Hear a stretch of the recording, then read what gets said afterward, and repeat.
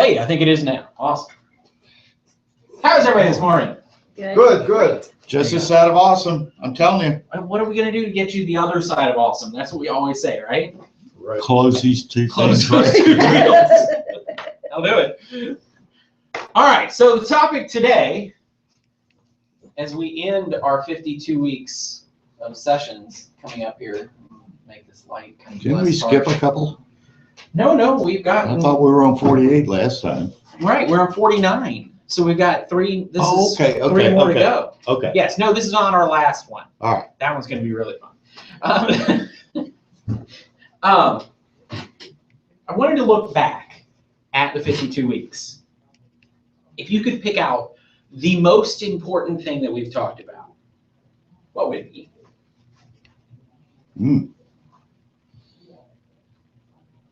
For me, it was contracts. Contracts? Contract. Okay. Okay. And why was contract so important? 'Cause Now, we spent 9 weeks on it, right? I mean, yeah, can't go much more in depth than that.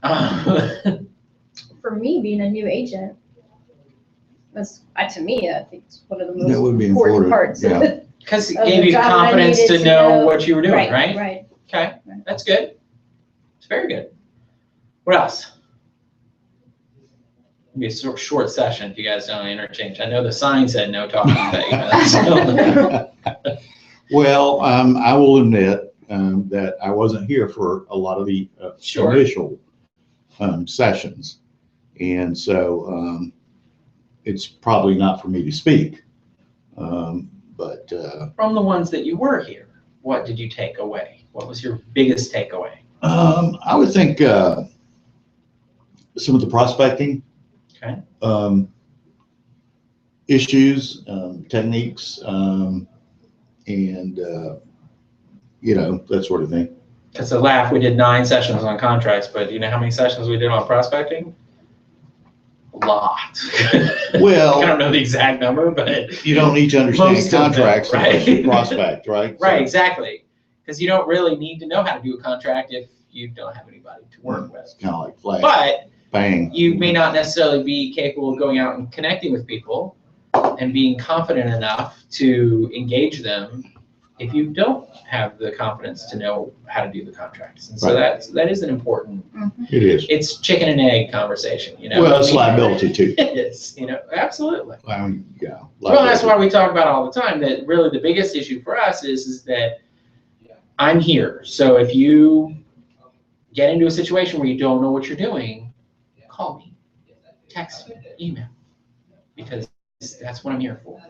Well, I'll give you an example of a contract issue. Okay? Got one right now. Furnace doesn't work. Mhm. It worked when the inspector was there. Okay? It worked when we went under contract. Mm-hmm. And you have to convey the property in the same condition Correct. it was. Mm-hmm. And so now I've got to go out and get a contractor To fix the furnace, to fix furnace, because you're the listing side. Yep, you do. because it's got to be conveyed same condition. Correct. And, you've got to understand that kind of thing. So, Did you get a warranty? well, we should have one. Well, if you have a home warranty in place, then yes, that would cover it. Yeah, but sometimes home warranties don't start for 30, 60 days kind of thing. No. Not the listing one. Our home warranty program, when you put it on and it covers the listing, it's immediate. So if 2 days later the hot water heater explodes or the furnace kicks out, We're covered. they can call in and you're covered. And you don't even pay for the home warranty until closing, and you don't pay for it unless it's negotiated I'm not that way. paying for it. So. What is it, American Home Shield American Oak Shield, yeah. that we processed and thought we had purchased? So, Something happened and it didn't, it was not. yeah, you gotta get that Didn't go through. confirmation letter, Yeah, so we had a problem. I called. Rhonda. Yep, and Rhonda said, take care of that, no problem. Zip, zip, zip. Retroactive, back to the date that you thought you did it, and they fixed it. Good. Yeah, cool. Yeah, they're really good. I mean, they do take as good a care as any home warranty program. You know what I mean? Like, it's not perfect because it's a home warranty program. It's like any insurance. It's going to have its holes. But your relative, that's part of the reason why we partner with them, is because they do try to take care of most situations as best they can. And if you ask, they'll help you. Yeah, all right. So, yeah, if you think you had a home warranty in place, then I'd call and ask about it, because they'll take care of it and get it fixed. And that's a perfect example of why a home warranty during the listing period. My thought is this, as we go off on a tangent. If I was a listing agent, I would never, ever, ever, ever have a listing that didn't have a home warranty on it. I would agree to it. I would say we're going to do it. Now, the reason that a seller would not want to do it is because it's going to cost them an extra $60 or whatever it is, in the difference in cost between the buyer only and the buyer and seller coverage at closing. But here's the reality. How often are we going to negotiate out the home warranty as part of the negotiations, where the seller may not even pay for it at all? Probably pretty frequently. I mean, if the buyer is really killing you on price, great, you can have that price, but I'm not paying for a home warranty on top of that. I'm not covering a bunch of closing costs on top of that. So, it's all negotiable. And the way the warranty program works, even if you use the home warranty for like this furnace issue, if it's not a part of the contract for it to be closed, that the seller is buying the buyer a home warranty, they pay nothing. They pay for the service call.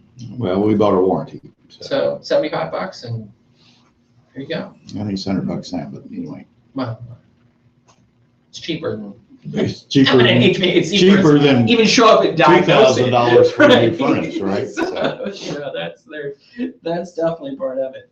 All right, JP, what about you?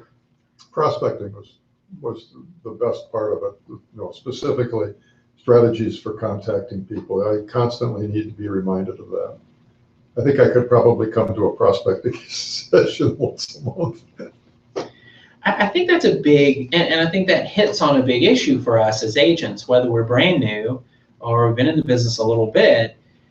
It's a constant battle to try and keep ourselves focused on those important things. And ultimately, that's really what I wanted our topic to be today. Not so much, yes, I want to go back and find out what you took from this, so I'm glad to hear those things. But as we go forward out of our 52 weeks and sort of graduate in a few weeks, so to speak, the question becomes, what do we need to continue to focus on? And as you said, what do we need to do to keep ourselves focused on the right parts of our job? The parts of our job that make us money, parts of our job that cause us to have more business, as opposed to just be busy, right? Mm-hmm. So prospecting is obviously a huge part of that. Staying current with contracts is a huge part of that. Staying current with changes in the way the market is functioning and all of that. So let's talk about what are the things that you could do as an agent moving forward beyond 52 weeks. What do you need to do to stay up on those sorts of things? Let's do the easy one, contracts. How do you stay up on the contracts? What happens when the contract changes come out? Go to a class. We have a class, right? So you need to attend and make sure that you know what happened and what changed. Okay, that's easy, right? Pretty simple. Because we're not having to go over the whole contract. Usually the changes are Minimal. not drastic, although sometimes they are. Sometimes they are. Sometimes they are. And whether you go to a class here in the office or you go to a class with an attorney or whatever, you want to participate in a class. And typically Seth does a class every year to kind of give us the heads up on what the real interpretation is of these changes, so we're not just guessing on what's going on. So that's a good thing to attend. Prospecting. JP mentioned coming to a prospecting class once a month to try and stay focused. What does that look like? What are the options for that? Do we have prospecting classes every month? Not really, but, I think that probably the best thing to do would be to review what's happened to you over the last month in terms of prospecting, and do a SWOT, and re-examine what happened during the month, where could I have done, and then adjust on a monthly basis rather than letting it glide forward gradually and never examine your missed opportunities so Right. you can improve. Well, and we looked at, we've been looking a lot at the Tom Ferry stuff lately. And if you looked at his business plan, he has tracking sheets, right? And one of the big things is tracking your daily activity and your weekly activity. And being able to go back and analyze that, and to your point, that's incredibly important to have the data to be able to go back and say, okay, so I was supposed to do 10 contacts a day, right? My power hour. I did an average of 2. Well, it's a wonder why I don't have any business this month. So, you kind of have to evaluate that and go through that and keep yourself accountable. And whether you do that with a coaching session with the manager, an accountability partner in the office, an accountability partner outside the office, or just yourself being accountable, it's up to you as to what you need to make sure that you stay on track with that. But I think that's also a valid point, that you need to stay kind of in touch with the things that are going on. There's actually a session that happens every Monday morning, theoretically, that I would call a prospecting class.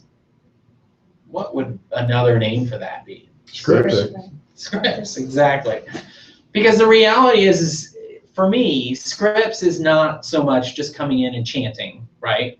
If you've been in the business for a period of time, you know that at some point in time, our scripts practice was more of a monastery effect, of where we all stood around and chanted in harmony, and it was, it was very, it was moving. I tend to think scripts are more effective if you come in and you discuss how they go. Okay, so for instance, we do that every Monday morning. If you come in on a Monday and over the weekend you talk to a bunch of people at a football party or something, I don't know, making something. You can talk about the conversations that you had, how they went, what you could have done, and talk to other people about, well, what should I have said? Look through the script book and find, well, I used this part of this script. Oh, if I had said that, that might have been helpful. Evaluating that. But it's a focus on prospecting, right? Because scripting is prospecting for the most part. And that's a big part of that class, is to just talk about what your experience is and where you are and what you need to be focused on to keep going with that. And so I would urge you to take advantage of that. And, whether it's once a month or every week or whatever, come in. I promise you, if you come every week and participate in that, you will have more business than you do now if you don't. Okay? Why can I say that? I mean, I can guarantee that. Why? How can I guarantee that? History? You've seen it? I've seen it, but why does it work? Well, Repetition for retention. yeah, I mean, they're professional scripts. I mean, Sure. They've been developed. And you're internalizing them more, right? The more you use them, the more you practice that. And is that what you're going with? We know what to say. You know what to say. You don't ever get into a situation where you're at a loss for words. You know the conversation. You know the things to say. What separates the super experienced agent from the new agent? Never being caught off guard.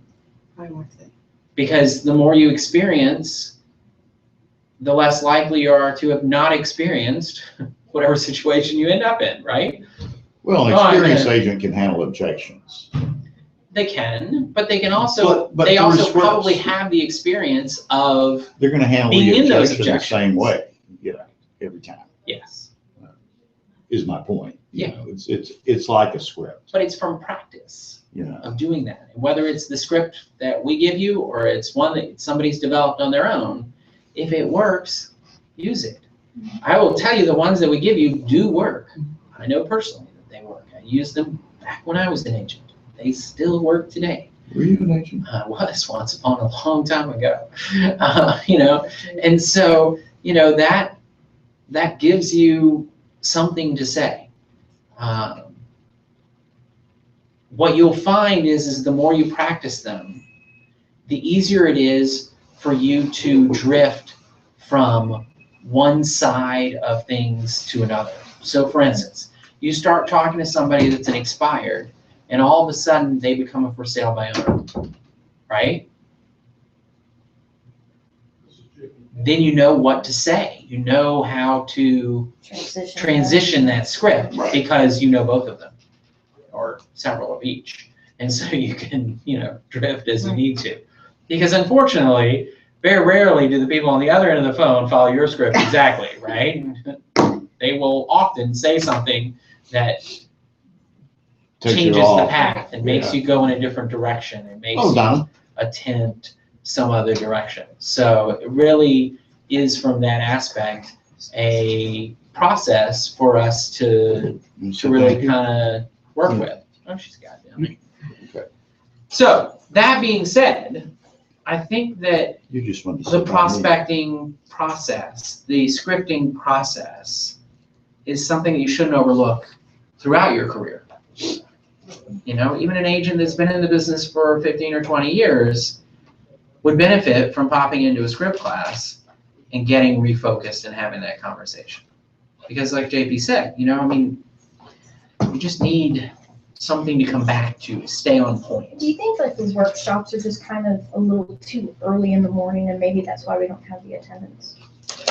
Well, I think If you worked a 9 to 5 job, what time would you start? Yeah, but I have worked that schedule before. Now, with freedom. But see, here's the thing.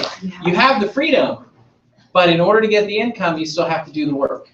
And so the transition is such that, I mean, 9:30 on a Monday morning is not that early, my dear. No, I know. I know. I used to be at work at 6:45. Exactly. I know that about you. That's why I'm like, wait, what? Now, I won't be here ever at 6:45 because that's not the work. I'll never do that again either, But 9:30 is, you know, the problem I could is. probably make it at 9:30, but I think it's just, it's hard to get a group of people. It's all about, you know, commitment to your business. And I think that's part of the issue that we have to work on. As a new agent, first year in the business, there's two types of agents. There's agents that fully engage and do everything. And then there's agents that are experiencing that freedom, and I'm not picking on you. There are agents that experience that freedom and are like, yeah, well, I was out late last night. I might get up and have lunch and then go into the office. Oh, there's no classes in the afternoon. and they're on Monday morning. And it's Monday morning, right? I mean, Sunday night is big party night. Nah, I'm sorry, wait, what? it's still Monday morning. I mean, it's like Monday. Can we ease into I have a Monday? coaching call every Friday morning. I mean, Thursday night is party night, right? It's bar night, isn't it still? I wouldn't know, but I mean, you know, I think it is. I've heard. I've heard that it still is. It used to be.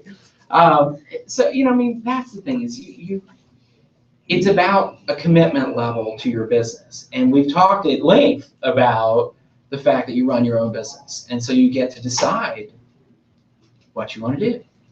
What I'm suggesting, advising at this point, is that you might take that extra step. And I know, and as I said, I know that if you came to Scripps every Monday morning at 9:30 and did Scripps for 30 minutes, you would probably double your business next year. Okay. The reason for that is because one, you'd be up and engaged, right? And your conversation would be focused on real estate. So much so that every conversation you have out in public would be about real estate. So you didn't have friends. You'd have plenty of friends. Because that's the reality. What's funny about this business is there's two ways to go with that, right? You go used car salesman, slick guy, or you can go just real estate. So I'll give you an example. Over the weekend, my daughter had a soccer tournament. Getting up early and having to drive to Marietta at 8 o'clock in the morning on a Saturday and a Sunday. Fun. Anyway, as I'm standing out there freezing to death, I saw one of my friends from a while back, somebody I know, friends, an acquaintance from a while back that I haven't seen in a couple of years. And she used to be in real estate. And she starts asking me about real estate. And we start talking about real estate and start talking about her getting back into the business, which obviously for me as a manager, that's more my conversation is recruiting. But it wasn't an unnatural conversation. I didn't walk up to her and go, hey, are you thinking about getting back into the business? You know, because that's not my style. Now, there are people that's their style. You know, it's, hey, how's it going? You ready to buy a house yet? You know, and that works for some people. That don't work for me. That's not my approach. But I know agents that it works very well for because that's their sphere. And all of their friends are used to that. They're comfortable with that. It's not an abnormal situation for that to be that kind of situation. So from that standpoint, you have to be you. But the more that you practice the script, the more that you have the language, the easier it is to just naturally engage that in the conversation. And it really is, I mean, it works. It really does work. And you can tell an agent that's truly engaged and fully a part of that process compared to an agent that's unsure in less than 10 seconds in conversation. And I mean, I do it all the time out in public when I come across other real estate agents. I'll start to engage them in a conversation about real estate and they drift off onto something else. If I got the conversation to real estate and you're an agent, why are you going somewhere else with the conversation? Like you need to stay in the real estate part. Or you know somebody's an agent and you're talking to them and it doesn't ever get to real estate, well, they're not obviously engaged in real estate. Yeah. And it's just a natural process. I mean, everybody, you fly somewhere, you sit next to somebody on a plane, you're in line at a store, you're at whatever, at an event. Everyone you talk to, you will talk about real estate with. Not because you're the slick salesperson trying to sell, but just because everybody likes to talk about real estate. Well, and they need to be reminded what you do. Exactly. And it's subtle. It doesn't have to be a beat you over the head, hey, I'm your real estate agent, right? You're never going to work with somebody else. No, Yeah, they will. I'll tell you. Of course they will. I mean, there are lots and lots of other agents out there. And so sometimes it's just being in the right place at the right time. I always leave a gathering. Anybody need to buy or sell real estate? I'm leaving. Tell me now. Tell me now. That's a good one. That's a good parting line. A natural part of a conversation when you meet someone is, hi, how are you? Where do you live? Oh, that's unconventional. Well, and then that kind of naturally flows into without having to go, I'm an agent. Buy from me now. Right. No, absolutely. I had a conversation with somebody the other day. I was at a little store buying a gift card as a gift for somebody who just bought a home. And as she was ringing it up, I said, yeah, that's a gift for someone that just bought a home. I'm a realtor. She said, wow, that's so nice. We got to talking. She said, I want to buy a place. I said, well, I'm going to give you my card. What kind of information can I give you? And we just started talking about it. But hey, if you can turn one transaction into another, that's excellent. It's just really Not a art problem. of small talk. Yes, it is. It's the art of small talk. But that's what And we start to sell. Here's the cold hard truth. I don't like small talk, right? You all that know me know I hate small talk. I have no interest in it. It's not efficient. It makes no sense to me. I don't want to do it. I just have no interest. But yet, if we can be about real estate, I'll do it all day long. Because I have crafted my art of small talk around real estate. And that I can talk about. And I do over the weekend I was cracking myself up because I was watching a couple of little bits and pieces of different college games. So I'm watching shows that are DVR'd. When the show ends, the channel comes back on that it's on. It happened to be, I think, NBC, that college football was on. And so I'd watch a few minutes of college football. Like, oh, so now I can talk to people about college football. I won't, but now I have a little bit of information about something that people talk about, but I have no interest in. I really don't care. Now I was happy that Michigan won, but that's minor. minor happiness thing, not a major happiness thing, not an issue.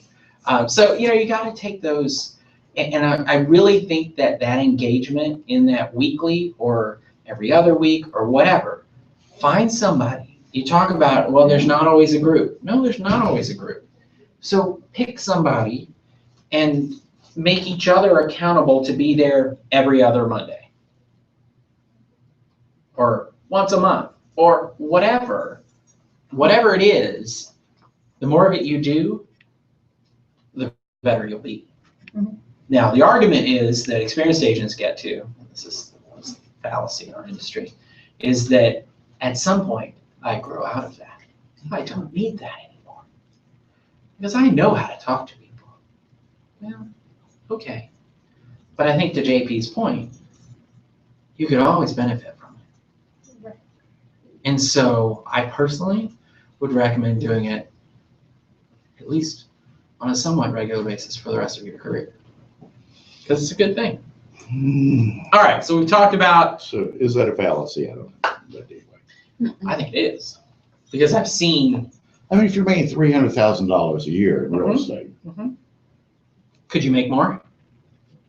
well, but you only have so much capacity. No, could you make more? The question is, could you make more? Yeah, but coming to script practice, would that make me more? Yes. Mhm. I'm, Have you done you it? know, I'm a contrarian. I know you are. That's why I like having you in class, because we make sure that we cover that. But here's the thing, until you do it and prove me wrong, I win, because I can prove you right. But there's agents in my office that have Well, done this 30 years. I'm an They still do associate it. broker. You're a managing broker. You always win. That's not true. If we do it at the bar at Bones, are you in? Yeah. See? See, and I bet See? we could get great. There you go. attention You at can the get bar right at into it. Bones. If y'all y'all want to buy or coordinate- sell real estate, That's the artist. I'm leaving. If you guys want to, coordinate a script practice at a different time and day and location, have at it. I don't have any problem with that. Because I think that's a valid we can point. do the pub over there. Sometimes Across that the is, Mondays are free billiards day. Ooh. So, it's It's getting better. Getting better all the time, isn't it? We can't really do it at the movies. I know we're going to the movies this afternoon, but it's kind of a hard environment to practice scripts. People don't like it when you talk to each other. Yeah, people don't like that. I would imagine there won't be that many other people in the theater this afternoon at 4:00, so I think that'll Probably be kind of not fun. on a Monday. No, probably not. That's why I thought it would be a good day to go. All right. Any other questions or thoughts or reflections on our focus as we go forward? Is there something else that, we talked about being focused on kind of staying current with contracts and market changes, which is really just attending. Can I make an observation? Sure. And this is totally off this topic. Way to derail me, but go ahead. Well, I see more Berkshire Hathaway signs than I ever saw Prudential signs. I would agree with that. What's up? They're actually working compared to when they weren't. Okay. No, they're definitely. formidable. Well, I mean, it's from the standpoint of it's new. and their price range is So they're like putting our up- price range. I mean, they're It's not, pretty broad, yeah. yeah, well, they're not Atlanta Fine Homes. They're Okay. not Dorsey I mean, Olson. I mean, they're if you like, look at high-end stuff, we do just as much high-end stuff as anybody else across the market. I never see any blue and white signs in Sandy Springs. Sorry, Diane, but I don't really. You do here in Dunwoody. I do, yeah. So, I mean, that's just an observation. And so I had So an a interesting question thing about, that so because- let's talk about that, because that is an aspect of our business that we always have to kind of be aware of, right? We talked about that you have to be aware of what is your competition doing. Well, so let's talk about Berkshire Hathaway for a second. What are they doing? Why are they kind of more visible? Have you seen the billboards? Mhm. Right? Mhm. That if you don't look close enough, you don't realize, at least from my perspective, that they're real estate signs because they look like fashion ads. But that's the direction they went with that. Okay, so that's what they're trying to pull. What do you think they're doing right that's getting them that activity? how do you think they're getting the signs in the yards? Well, apparently they have effective management that are motivating their agents appropriately. Okay. That's Okay. an interesting direction to go with that. But I mean, you know, we never saw prudential signs. I mean, you know, Very there was rare. one every 100 houses or something, you know, that were for sale. And all of a sudden we see all these Berkshire Hathaway signs. Now, are you seeing that across the entire metro? Yeah, pretty much, really. Really? Yeah, I don't see any in my neighborhood. Not one. really. Not Okay. one. I have Berkshire Hathaway in that data that I dug up Mhm. for that study that I did. It wasn't. There wasn't a lot more No. signs, there was a lot more evidence of sales, because we did listings versus actual sales, if I Right. remember right. Yeah, and they were right about the same. I think we were all at about 80%, give or take, depending on how you measured the numbers But their numbers were much lower than, in quantity. uh, Percentage-wise, they were right about the same, but quantity, they were much lower than we were. But I just see more. I mean, I think that's what I'm trying to point out is I think that's an impact of where you are, an impact of what you're looking at and where you're driving. Because I don't see a lot of their signs around Dunwoody that much as I drive around. I mean, any more than anybody else's. I see them. I mean, I hear you. you know, Sandy Springs, Mhm. you know, And I don't drive over there that much, so, you know, that's probably why I don't see them over there. You know, and so that's kind of the balance of, you know, it is. I don't see a lot more of Atlanta Community, for instance, Mhm. you know, than I've ever seen. Okay, But I see a lot more Berkshire Hathaway. than you've ever seen. Yeah. So what are they doing to create that impact? I don't know, you tell me. They're going out and talking to people. Mhm. That's it. I see a lot more of the powder blue sign for the, what's the name, I can't think of the name of the realtor right now. It's a Buckhead located, You're talking about Glennis Beecham? Beecham. Beecham, yeah. Well, because you're down in Brookhaven, so you're North Buckhead, so yeah, you get some of that. Not just some of it. Yeah. They apparently have partnered up with a number of builders now that almost They every do. infill property that I see has got a Beecham Well- sign out in front of it. Really?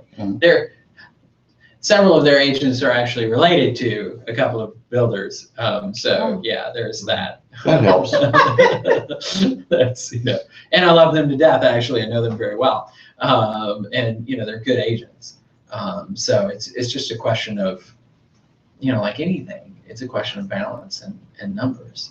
But what I would say is that anytime you see, typically, my experience over the years, anytime you see an overabundance of any particular sign in any particular area, it is typically due to a small handful of agents, maybe even only one, that is outperforming everyone else. And it's not necessarily because they're a better agent. It's not necessarily because they have better tools and resources and exposure, because let's just look at the numbers. I mean, reality is that as Coldwell Banker, we have more exposure for our listings than anyone else does, period. You know, they like to talk about Warren Buffett. Warren Buffett has nothing to do with their daily operations, doesn't know what's going on. My favorite was when one of their agents brought something over here and they wanted me to sign a disclosure statement. It was a rental. I'm like, no, you're just dropping something off for one of our agents. I'm not signing that. That's not right. And he goes, well, you know, Warren likes everything to be straight. Okay, you call Warren. If Warren tells me that I need to sign this, I'll sign it. Otherwise, you go back and tell your manager that it's not relevant to this transaction that I'm not signing. And so, you know, shocking, he didn't call Warren, right? Because it's not an option. Whereas I could call Richard Smith, our CEO, in a heartbeat if I needed to. Okay, I can't imagine a situation where I would need to, but I could because that's the level of our company connection. And so, we definitely have more bells and whistles as NRT than anybody else in the industry. There's not a single brokerage that provides more exposure, more tools, more resources, more support, period. I would never argue with that. Okay, so the argument becomes, but if we have all of that, why aren't we getting those signs instead of them? And my question is, back to you, what is your response to that? Why are we not getting those listings around you and they are? We're sitting in a meeting. You don't think they go to meetings? I'm just. What do you do after Just kidding. meetings? Go to lunch. Exactly. You cannot call them. It's about, we're not even getting to the table. Very rarely, I will say this pretty confidently in our office in particular, very rarely do we go to the table to compete against other companies in a listing environment and lose. Rarely. I believe that. I mean, So if we need to get more listings, and if you want to do more business and you want to see more blue and white signs, go to script. you gotta get out there and talk to people, and scripting is definitely part of that. It is a process. I honestly, that's the only answer I have as to why any competitor would get a listing that we don't, is probably because we weren't even at the table.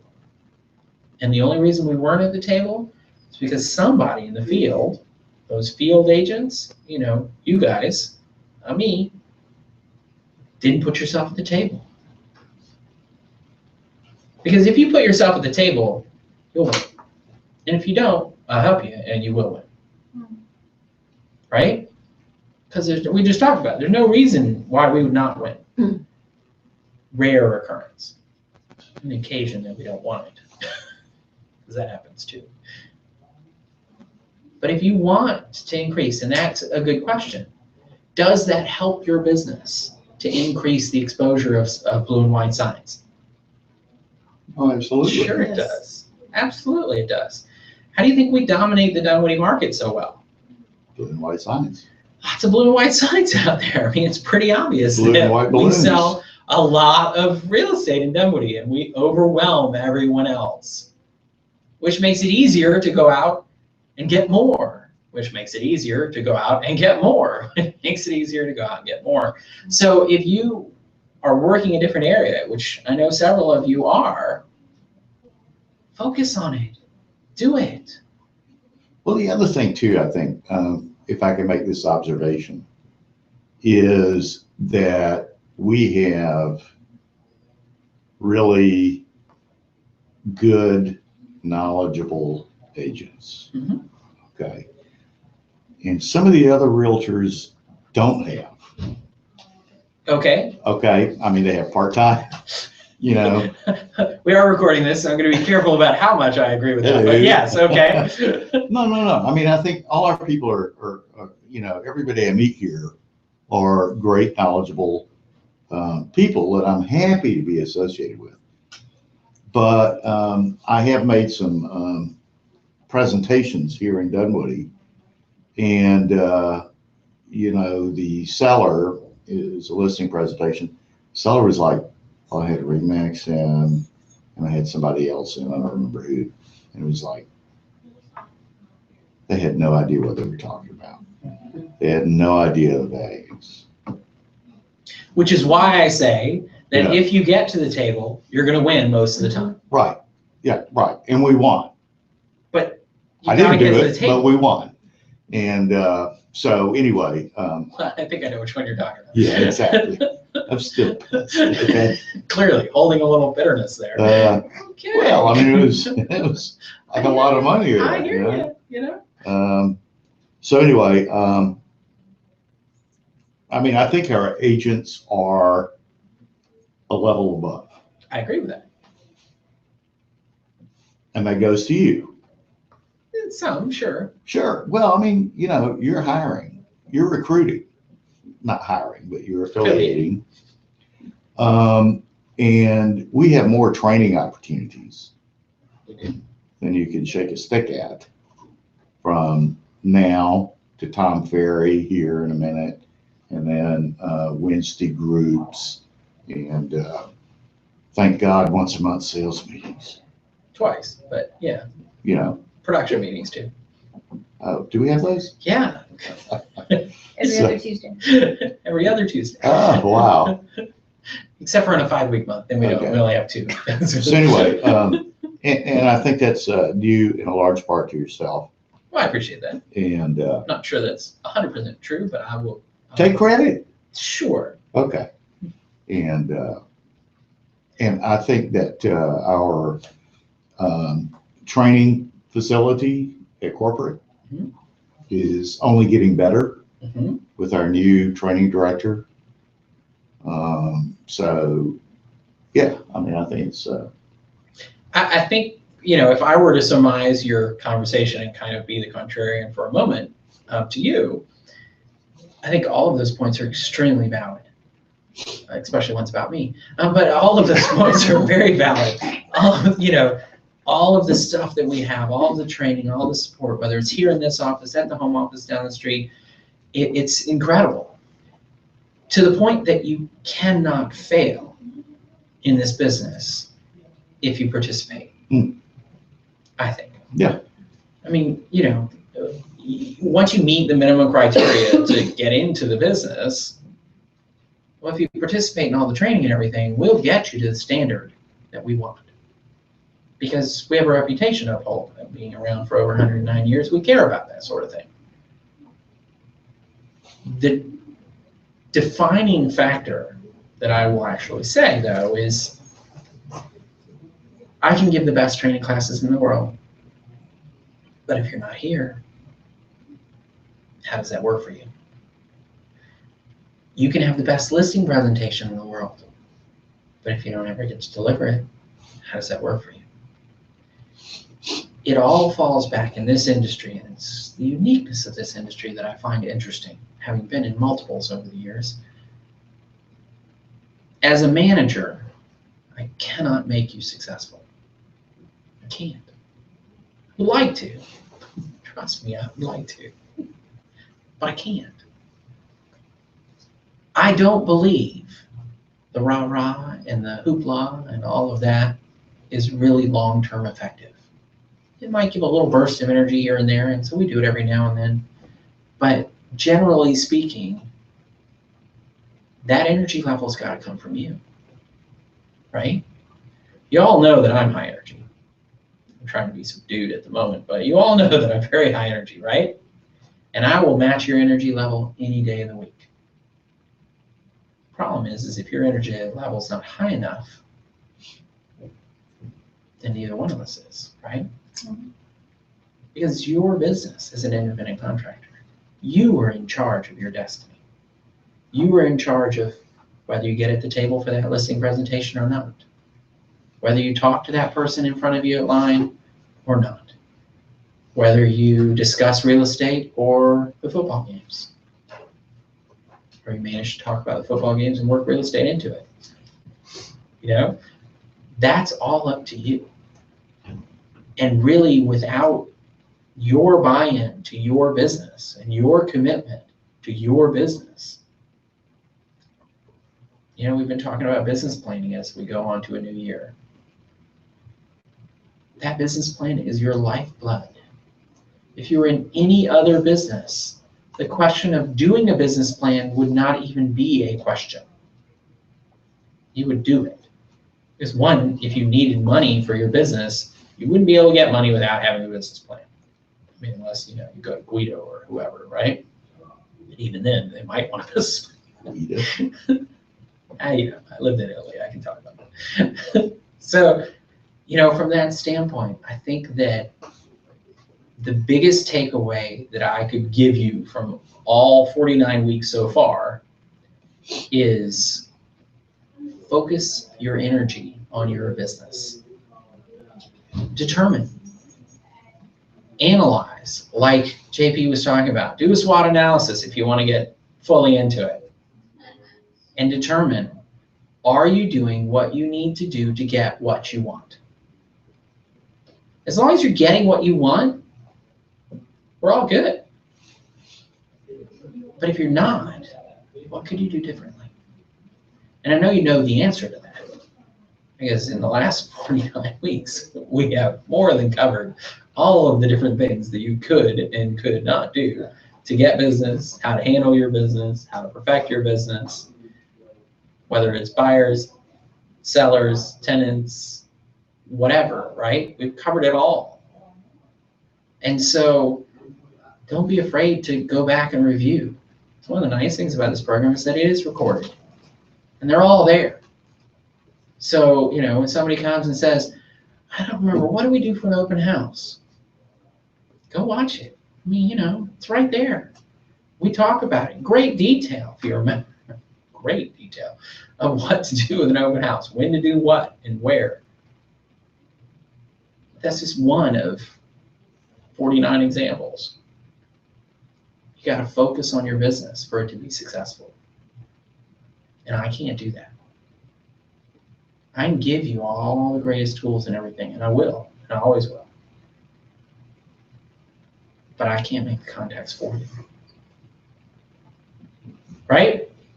Right. Awesome. All right, that's enough for today, right? This week. We still have Tom Ferry to go. We do have Tom Ferry. We're going to do some. We got to Tom Ferry save some tomorrow, energy here. because Tom Ferry is going to be very energetic, and we're going to do a lot of stuff with that. So, all right, here we go. Thank you all for coming.